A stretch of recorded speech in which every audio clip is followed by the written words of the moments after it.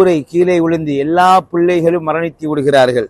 உடனே அய்யூப் அலைஹிஸ்ஸலாம் சொல்றாங்க, அவர்கள் ஷஹீத், அவங்க ஷஹீத் ஆகி விட்டாங்க, அல்லாஹ் போதுமான, அல்லாஹ் தந்தான் எடுத்து விட்டான் என்றார்கள்.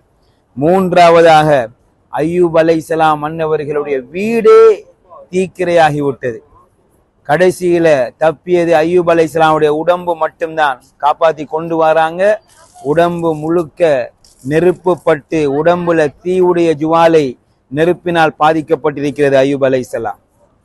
எந்த அளவுக்கு என்ற அய்யூப் அலைஹிஸ்ஸலாம் மன்னவர்கள் நெருப்பு ஜுவாலையால பாதிக்கப்பட்டு நாளடைவிலே சீழ்வடிந்து அழுகத் தொடங்கி விட்டது.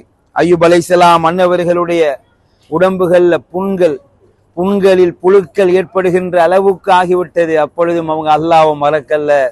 எந்த அளவுக்கு என்று சொன்னா, கடைசியா அவங்களோட நாவுல புழு வந்ததின் பிறகுதான் அல்லாஹு தஆலா எல்லா இடத்திலையும் புழுக்களை கொடுத்துட்டான். கண்கள்ல புழுக்கள் மேயுது. இருந்த 4 மனைவில 3 மனைவிமார்களும் அருவருப்புல விட்டுட்டு போயிட்டாங்க. குடும்பங்கள்லாம் விட்டுட்டு போயிட்டு ஊரார்கள்லாம் அருவருப்பா பாக்குறாங்க.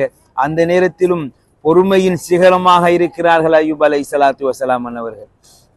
அன்பார்ந்தவர்களே, அப்படிப்பட்ட பொறுமையின் சிகரம் அய்யூப் அலைஹிஸ்ஸலாம் மன்னவர்கள் நெருப்பில பாதிக்கப்பட்டு நோய்வாய்ப்பட்டு கஷ்டத்தோடு இருக்கின்ற அந்த தருணத்திலே அவர்களுடைய அன்பு மனைவி ரஹிமா அவர்கள்